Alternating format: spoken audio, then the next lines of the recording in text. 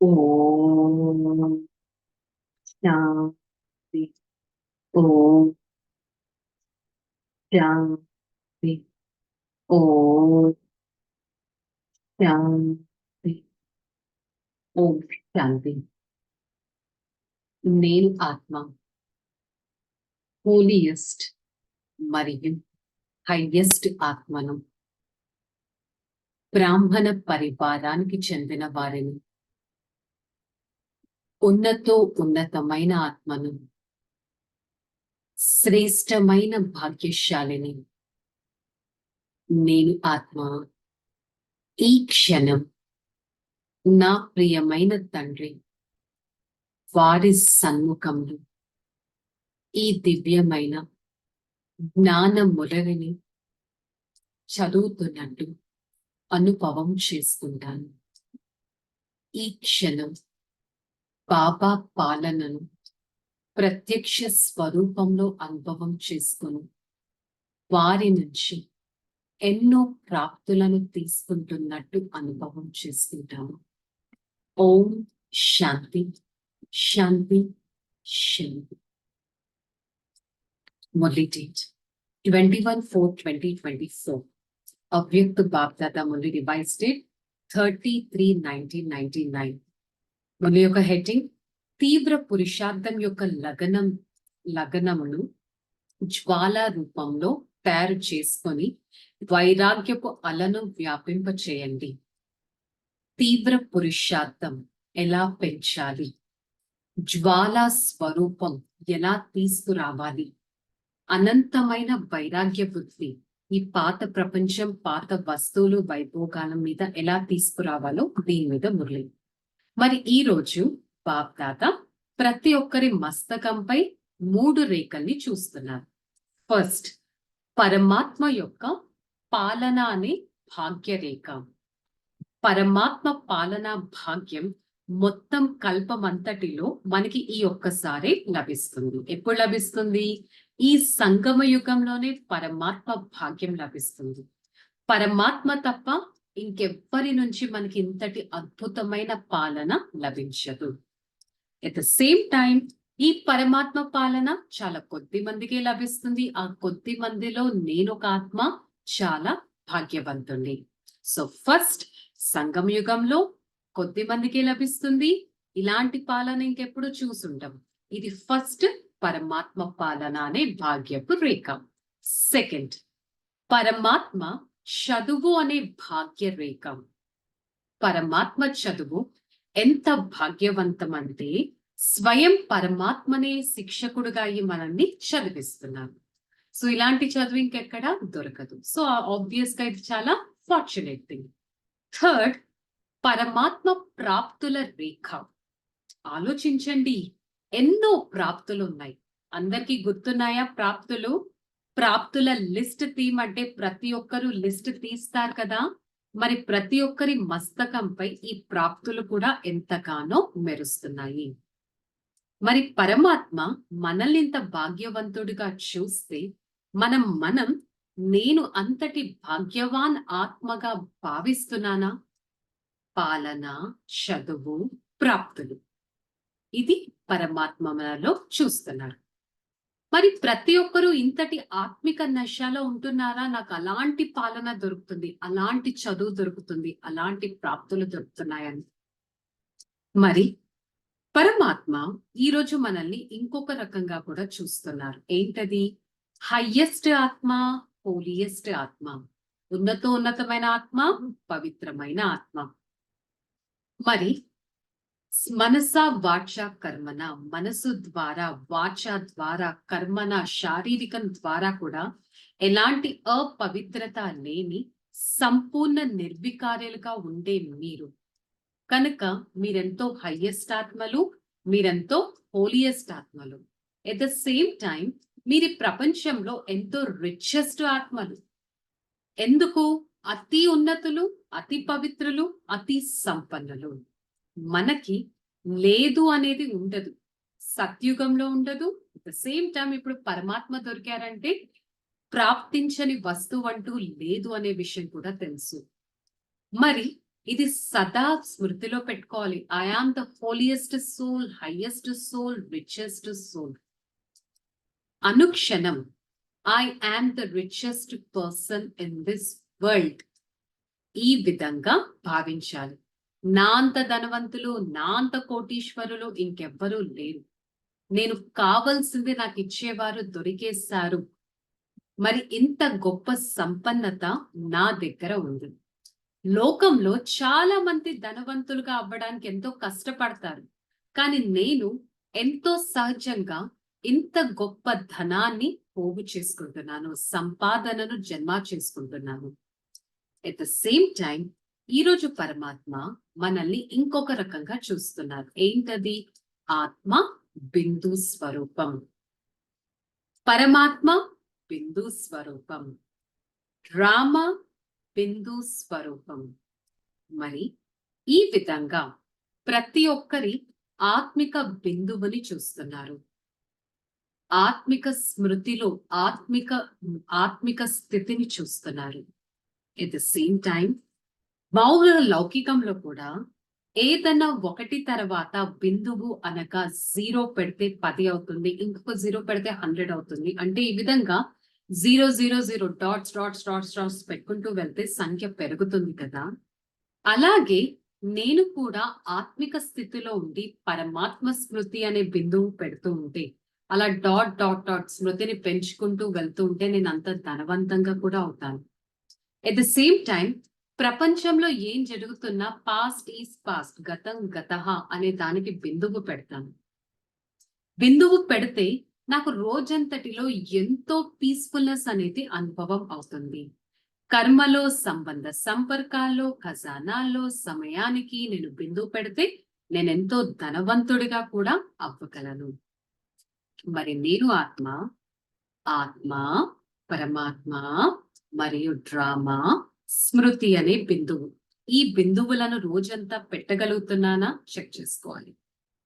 మరి బాగ్దాత సంపాదనకు సాధనం కేవలం బిందువు పెట్టడంతోనే జరుగుతుంది అని చెప్తున్నారు. మనకి డాట్ పెట్టడం చాలా సింపుల్ పని కదా. మీకు డాట్ పెట్టడం, బిందువు పెట్టడం వస్తుందా? ఒకవేళ నాకు బిందువు పెట్టడం వస్తుంది అని అనుకునే వారు చేతులెత్తండి.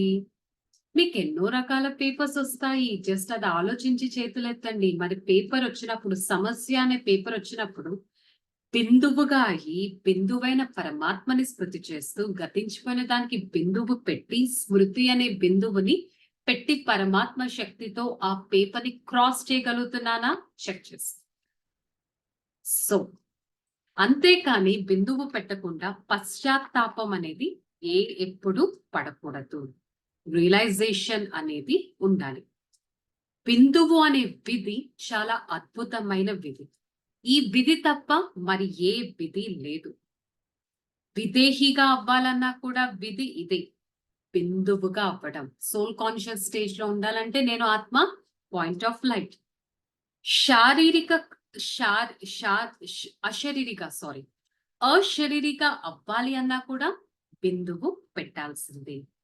బాప్దాదని స్మృతి చేయాలన్నా బిందువు పెట్టాల్సింది. చెక్ చేసుకోండి. నేను ఆత్మ రోజంతటిలో ఎంత సమయం బిందువుగా ఈ బిందువుని స్మృతి చేస్తున్నాను. పరమాత్మతో మిలనాన్ని జరుపుకోవడానికి వచ్చాను. ఎంత ప్రేమతో పరుగు తీస్తూ ఉంటాము. ఫర్ ఎగ్జాంపుల్, మౌంట్ అబూలో ఫిజికల్ గా మిలనం జరుపుకోవడానికి రోజంతటి నుంచి డైమండ్ హాల్ బయట వెయిట్ చేసి చేసి చేసి టైం రాగానే అందరూ లోపల పరిగెత్తి నేను ఫస్టా నువ్వు ఫస్టా అని ఫస్ట్ సీట్ తీసుకుంటారు. మరి లిమిటెడ్ స్పేస్ డైమండ్ హాల్ ఉన్నదే స్థూల లోకం. అందరూ ఫస్ట్ లైన్ లో కూర్చోలేరు. కానీ ఫస్ట్ లైన్ లో కూర్చోడానికి ఎంతో శ్రమ చేస్తూ ఉంటారు. అంటే శరీరాన్ని స్థిరపెట్టడానికి శ్రమ చేయాల్సి ఉంటుంది. కానీ ఆత్మని సదా ముందు స్థిరపెట్టడానికి మీరు ఎక్కువగా పురుషార్థం చేయక్కర్లేదు. అక్కడ శరీరం ఒక వెనకాల కూర్చున్న డైమండ్ హాల్లో పరమాత్మ అయితే చూస్తూ ఉంటారు ఎవరెంత శ్రమ చేశారు, ఎవరు ఫస్ట్ కూర్చున్నారు, ఎవరు లాస్ట్ కూర్చున్నారు. కానీ ఆ శరీరం ఎక్కడ స్థిరపడినా కూడా ప్రతి ఒక్కరూ హృదయం ద్వారా పరమాత్మకి దగ్గరగానే వస్తారు. సో అలాగే నేను ఆత్మ ఒక ప్రకాశరత్నాన్ని, సదా బాబాకి దగ్గరగా ఉన్నాను అనే భావించాలి. కొంతమంది 2 గంటలు కానీ, 3 గంటలు కానీ, ఎన్ని గంటలన్నా లైన్‌లో నిల్చొని ముందు కూర్చోవాలి అనుకుంటున్నారు. సో మీరు చాలా అలసిపోయారు కదా! నేను మీ కాళ్ళకు మసాజ్ చేస్తాను అని బాబా అంటారు. ఎట్ ద సేమ్ టైమ్ మన బాబ్ దాదా మసాజ్ ఎలాంటిదంటే ఇదొక అతీతమైన, ప్రియమైన మసాజ్. రోజంతటిలో లేక ఈ కల్పంలో ఇలాంటి మసాజ్ ఇంకెవ్వరూ చేయలేరు. పరమాత్మ మసాజ్ ఎలాంటిది? మనకి ఎంతో ఉల్లాస, ఉత్సాహాల్లోకి తీసుకెళ్తుంది. ఒక్క క్షణంలో కూడా పరమాత్మని స్మృతి చేస్తే చాలు, వారి శక్తి నాకు ఒక మసాజ్ లాంటిదిగా ఉంటుంది. భిన్న భిన్న దేశాలు, గ్రామాలు, పట్టణాలు, రకరకాల స్థానాల నుంచి వచ్చారు. రకరకాల ఆత్మిక రంగును రంగింప చేయడానికి వచ్చారు.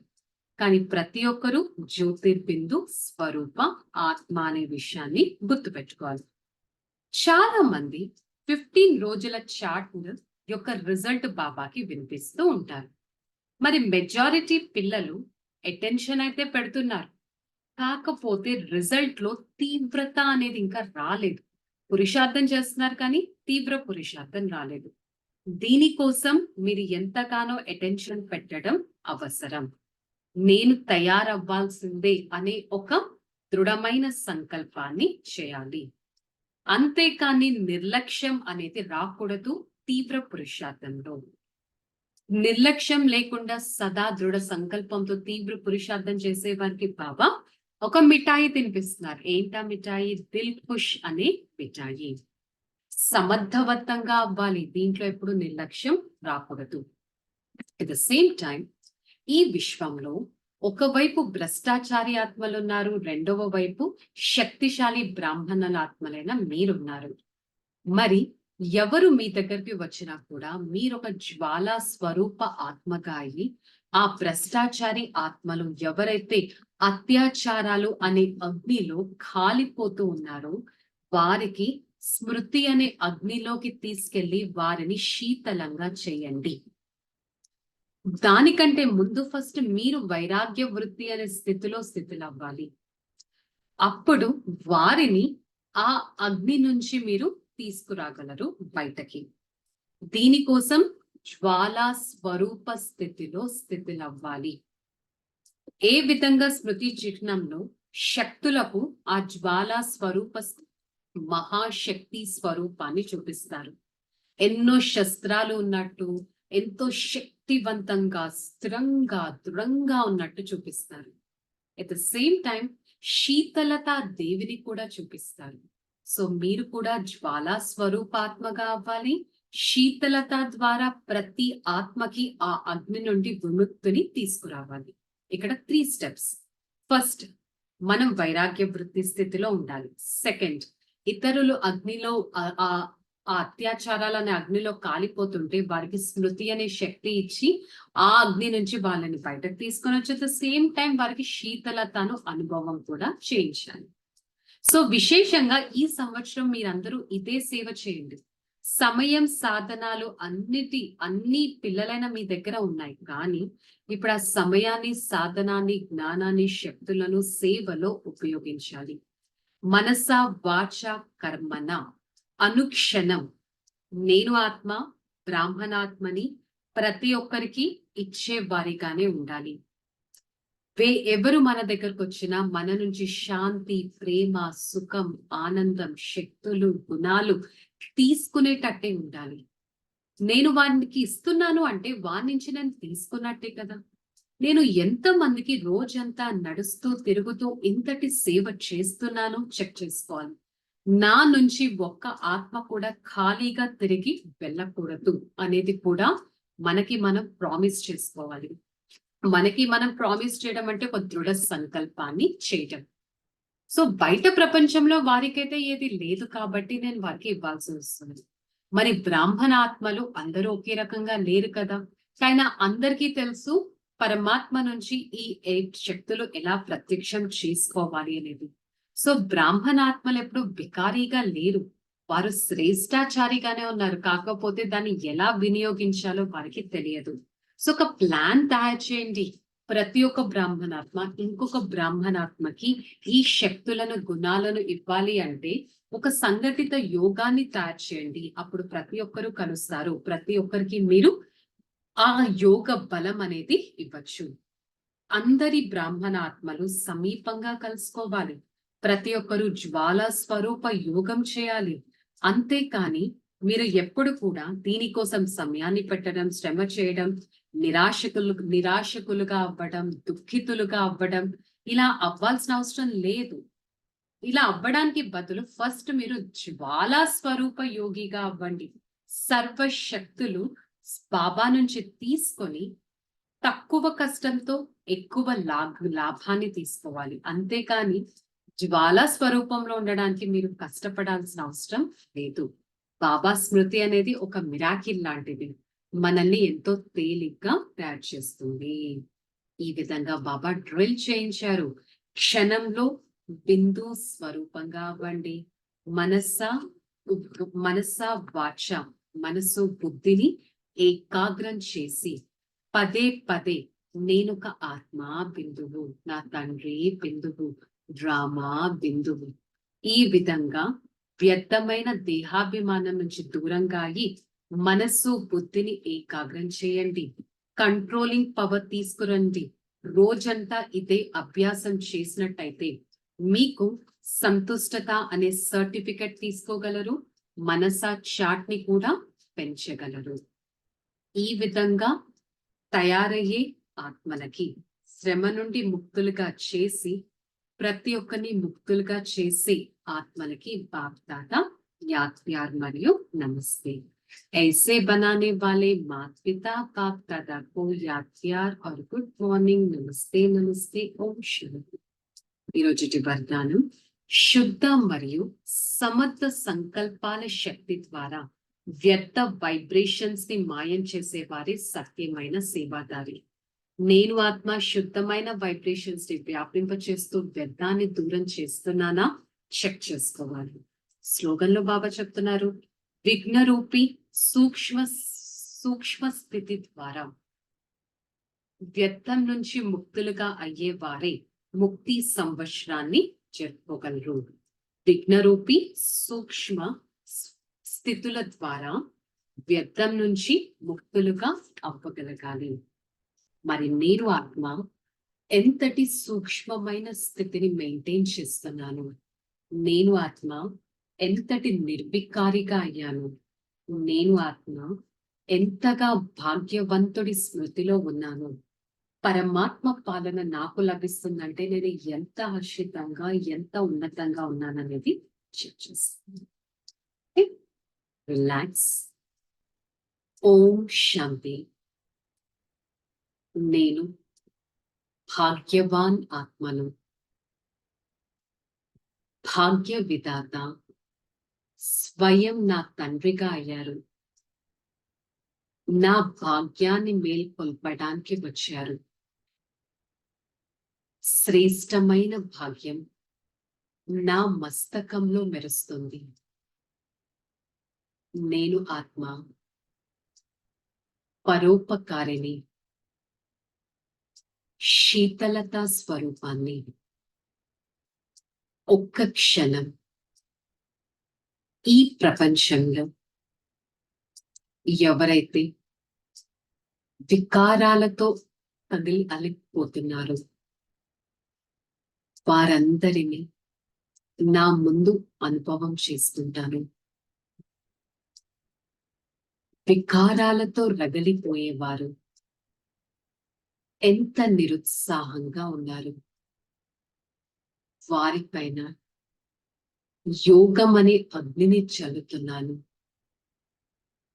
ప్రతి ఒక్కరిని శాంతిగా, శక్తిగా, ప్రాప్తి స్వరూప ఆత్మగా చేస్తాను. పరమాత్మ నన్ను ఇంత ఉన్నతంగా చేశారే.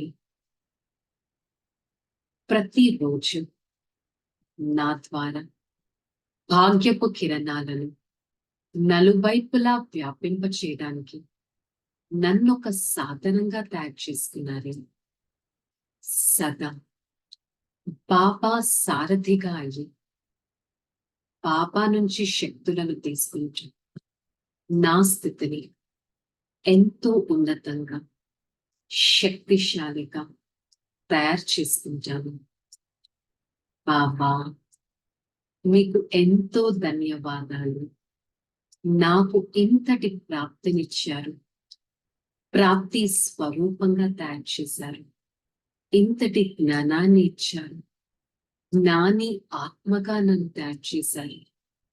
ఈ క్షణం నేను ఆత్మ జ్వాలా స్వరూపంలో స్థితులై అనుక్షణం పరమాత్మ సేవను ప్రతి ఒక్కరూ చేస్తున్నారా అని చూస్తూ నేను ఆత్మ దివ్య గుణధారిగా పరోపకారి ఆత్మగా ఉండటానికి ప్రయత్నిస్తుంది. ఓం శాంతి శాంతి శాంతి. నేను ఆత్మ నా తండ్రి ద్వారా శక్తిశాలి కిరణాలను తీసుకుంటూ ఆ కిరణాల ద్వారా నా స్థితిని ఎంతో శక్తివంతంగా చేసుకోవడానికి ప్రయత్నిస్తాను.